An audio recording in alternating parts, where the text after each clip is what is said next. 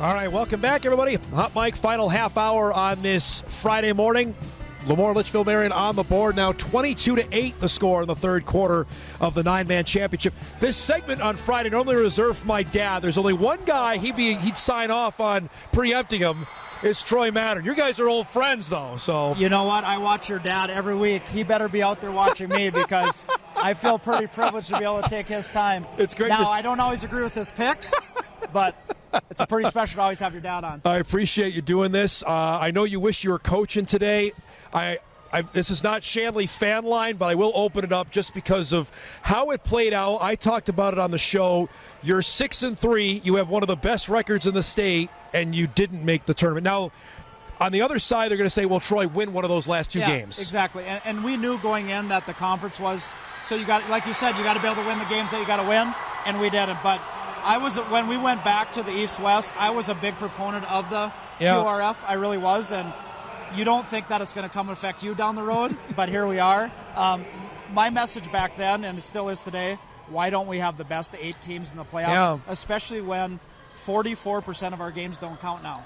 You know, the first 4 of the 9 games, they don't count. Yeah. And I struggle that, the amount of time that these kids put in, you want to play a schedule that counts. So that's my biggest thing right now. Now, it changed a couple years ago when Davies got left out. Is there a momentum to do this again? I haven't heard anything of it. Hopefully, we'll be able to get, with the next rotation, get a couple more teams back in the East. Yeah. So the conference gets a little bit bigger, and then you're playing more conference games to which could balance it out. Because when you only have 6 teams, it's unfortunate because you don't have those extra games to be able to play. So hopefully in 27 we get more teams in the East, more teams in the state, and it just kind of balances. Well, we know full well Minot North is going to be moved up by then. I'm interested to see how that affects for 3A football at that point. Yeah, exactly. And, we hope Minot moves up, and then obviously the Grand Forks schools, hopefully they'll move up. Yeah. It's just, again, it becomes part of that travel. Again, we just want to get back to the EDC that it is in other sports, and why can't it be in football as well? You've done tough locker rooms. How tough was this one after that game with Horace? Yeah, it was extremely hard. We had a senior class that kind of rerid the ship based on what happened the year prior, and they put in the time. And, there were so many scenarios out there. One was just win. But after the game was over, a lot of our kids didn't even know we were out yet because the game just got over in West Fargo. So really, as they're going through the line, it started to get word that, man, not only did we lose, our season's over. So it really, again, I don't even think it hit the kids that night.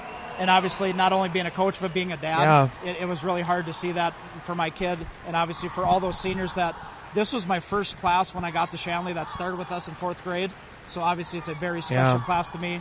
And to see that locker room. But you talk about it, it's probably the toughest locker room I've been a part of in my career. Yeah, you shared the photo on social media with you and Jax. I mean, as a dad, can you describe what that was like? Yeah, it's funny because we just saw a picture of Cooper and Jax with the Fargo South guys back in the day when they're this big. They've lived football their whole lives. They wanted to play for Dad. I wanted to be able to coach my kids. So for that to be over now in the blink of an eye, it's obviously very special. Tough. The memories we've created, but more importantly, just the memories that I got to be a part of, see them grow up with their teammates, the time they put in. It's obviously a lot of special moments that my wife and I will share for a lifetime. I think of you in this building, immediately 2013 comes to mind. What's your relationship with this building? Yeah, I've been able to coach in 12 of these. Unbelievable, man. It's obviously, it's hard to be sitting here with you right now, but to be able to even say that I've been in 12 games, and every one of those is so unique and so cool. Obviously, you said 2013. The amount of talent on that field with Bismarck High and Fargo South was unbelievable. The amount of Division I talent was crazy. And then how can you forget about the Minot game just a couple years ago when just, again, the amount of talent on the field that game. And we were up 3 scores a couple different times and couldn't close the game. But, again, each one was so memorable. And that's why we work so hard as a coaching staff, because we know how it is. The kids only get 4 opportunities in a high school career to get here. When you coach, you have multiple opportunities, and that's why we do what we do. But a nice stat that I'm very proud of. Since 2010, when I became a head coach, everybody on my roster has been able to play in a Dakota Bowl. Wow. And that's pretty cool. And, you obviously got to be able to keep doing that. But to be able to say that every kid that's put on a jersey for me has been able to play in the Dakota Bowl, that's pretty special. Were you ever nervous for one? Oh, yeah. There's always nerves. As you settle in, once that first, couple series go, But, it doesn't matter if you're in your first year and you're in 27th year. There's always nerves, because you understand what these kids do and all the effort they put in, and you just want it for them. Yeah. Because, again, like I said, we've been able to live it and be a part of it.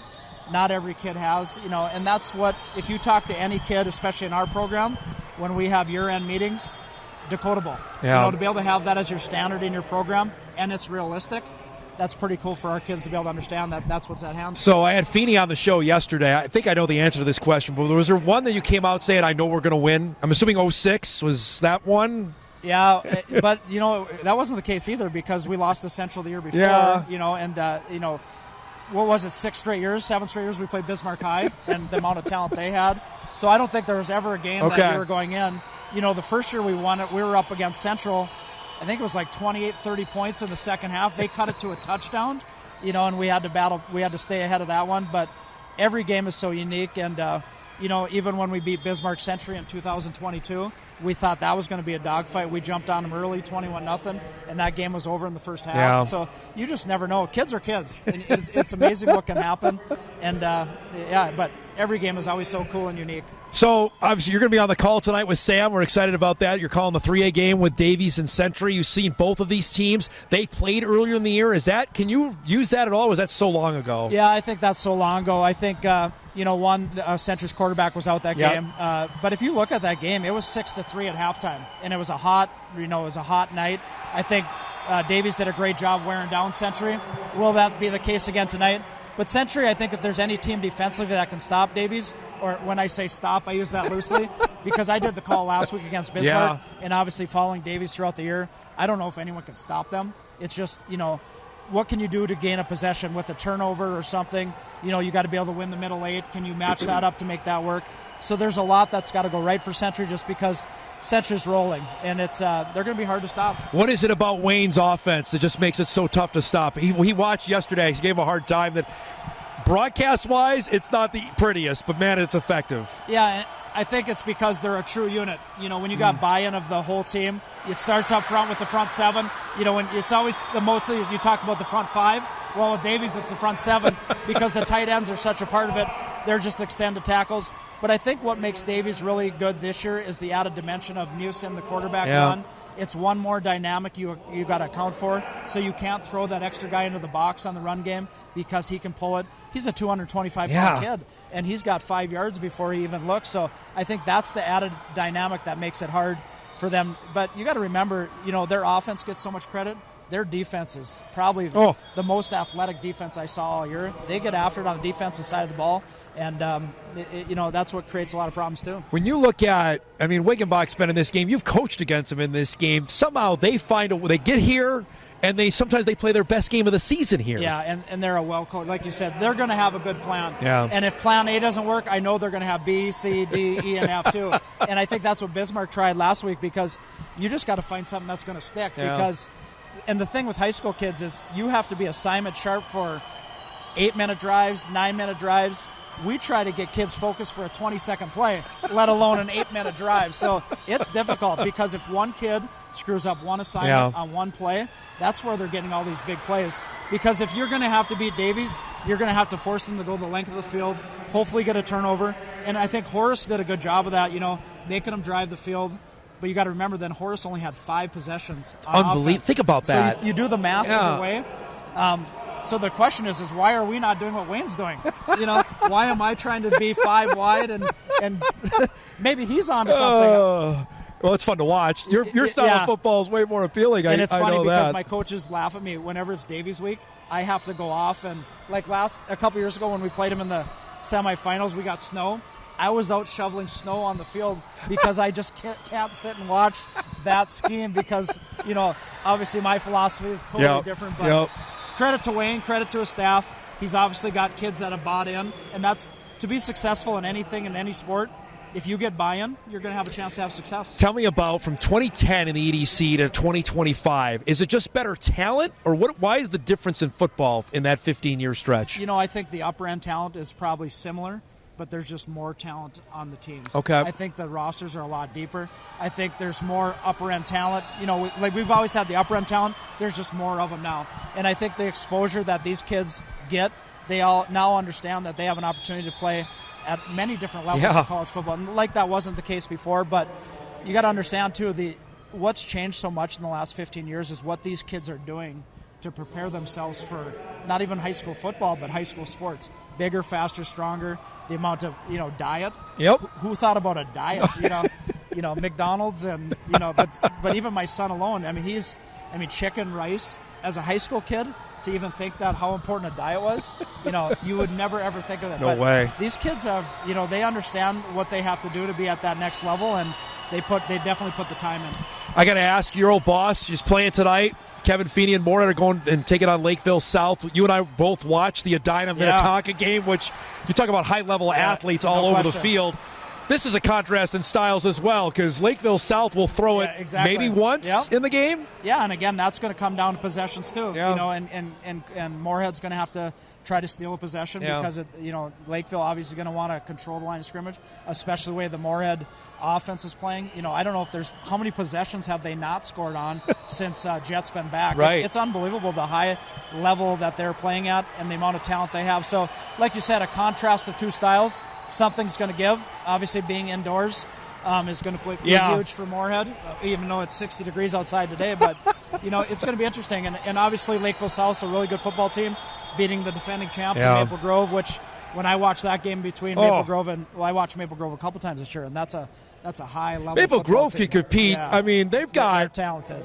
At least 15 college guys, D1, D2 guys, and easy. That's a perfect example of that. In high school football, you don't even – you got to show up. Yep. It doesn't matter. You got to show up, especially you're right. This late in the season. Let me ask you this. From your hockey background, and Moorhead obviously won the hockey championship, if Moorhead is able to do this, I think that's bigger than the hockey deal, because this is big boy football. This is the highest level if they're able to win this thing. No question. Obviously the Moorhead hockey is what it's a huge Moorhead's deal, but exactly for Moorhead to do this at the highest level, because you look at their schedule. I mean, it was talked about all off season, and obviously the grind that they had to go through, and obviously that prepared them for the postseason, because we found out that the Metro West is the best section, which I think everybody knows. So to be able to go through that gauntlet and prepare yourself for the playoff, but I think for Moorhead and Coach Feeney to win this state title, there's probably not a better story in the state of Minnesota. You've done this with your sons. He did it with Trey. Just describe that, him doing this. And Jet got hurt and then comes back. Yeah, and I think it's obviously an added extra special moment for Coach Feeney and for any coach that gets to coach your own kid. Especially at the youth level too. That's what dads do. They want to be part of their kid's career. Unfortunately, they don't get to do it at the high school level like we do. But it's a special bond, and it really, you just have that innate ability to understand what your kid wants. From the kid's spec, they also know what you want as a coach. So just that bond that you have is something that's unique, and it's really just having an extra coach on the field, because they've been doing it since they've been ball boys. Jet and Jax were ball boys together. That's awesome. When they were that big, Jet and Cooper were ball boys. So they've been around the game. They've seen it. They just know. Same thing with Coach Weirmeyer having Gus and Malachi and Truman. They've been around the game, and other kids understand that leadership gravitates to the other kids. Tell me about what Coop's been doing this year with the Bison and Tim Pausik's staff. Yeah, he's obviously a grind when you're a grad assistant, but he loves it. And like I tell him, if you could put up with Coach Paulik, you could put up with anybody. So that's very true. Yeah, but he loves it, and he just wants to stay around the game. And when you're a young college grad, you got to start somewhere. But to be able to be connected to this program, obviously, they're a national renowned program with the amount of connections they have across the country. He's just got to put his work in. He's got to put his head down and get to work, and he understands that. But to be around that staff each and every day, he understands. But he's really enjoying it. Is that something he wanted to go down, or has that surprised you? No, he actually wants to get into the operations side of football. Wow. Yeah, more so on that, or the player development. Or, so he's just trying to navigate what he can do to stay in the game. But what a better way to do it than just get in as a grad assistant, see all the different aspects of what a high-level program does, and he could pivot once he's in. He could shift once he's in. But I think he's just trying to figure out what that dynamic's all about and what he wants to do when he gets out of grad school. Couple minutes left here with Troy. Just tell me about tonight, your perspective up there. Is it just in the back of your mind like, man, we could have been here? Yeah, I think every year you think you could be there, but I think especially this year, we legitimate thought we had a chance, and we thought we had the team. We had a cute, like we always say, sometimes it's better to be lucky than good. and that's, there were times, when we beat Mandan in 2022, we got lucky. Yeah. And there's just times when you get lucky. And but we thought we had the football team this to be in it, but there's a lot that's going to go right. We know really for the last, I don't know how many years, the amount of parity in AAA football. Oh, man. There's a lot that's got to bounce your way. And unfortunately it didn't for us this year. But at the end of the year, we can be happy with what we accomplished. But, and I'm thankful for what DAY does for me to be able to call the game. It's a special moment for me to be able to, and, obviously be able to play both teams and understanding both teams. It'll be fun to call the night with Sam. Last thing before I let you go, I know we did the story earlier this week of Bo Meyer coming back. I know how tight you are. You coach both of Bo and Landon. Can you describe what the Meyer family has gone through and how big a deal to have Bo back home now? Yeah, first and foremost, we're just so prayerful that he is home, to get back in his home. But what that family and the extended family and the Shanley community and the baseball community had to go through, it's but on the other hand, the amount of support and prayers and everything that was out there to help support the Meyer family, it's really cool for everybody to be able to understand the importance of this. But, we say a prayer for Bo every night, and it's obviously difficult. It's difficult for a twin brother, Landon. Oh, man. What he has to go through, and Grace as a sister, and then obviously Chris and Karen. I can't imagine being a parent, being in their shoes. Just in an instant moment, your life changes. But they've stepped up, and that's what parents do, right? Yeah. That's what families do. That's what communities do. But we're definitely in Bo's prayers, and hopefully day by day, moment by moment, something good continues to come out of this. And hopefully having him at home, they can just get some, normalcy back. Just some peace there, right? A little bit of more normalcy, but, we'll continue to keep the Myers in our prayers. Absolutely. And hopefully day by day we get a step forward. Great to see you, bud. Right, I wish Dom. you were coaching today. Yeah, I know you're going to do a too. great job with Sam tonight. Thanks for doing this. We'll talk to you soon, okay? All right, Dom. Appreciate having me Troy on. Mattern joining us here, Shanley head football coach. He'll be on the call with Sam with a 6:30 game coming up later tonight. We'll take our last break. We come back. We'll wrap things up. I got a game to call. We got to get going. We'll wrap up Hot Mic right after this.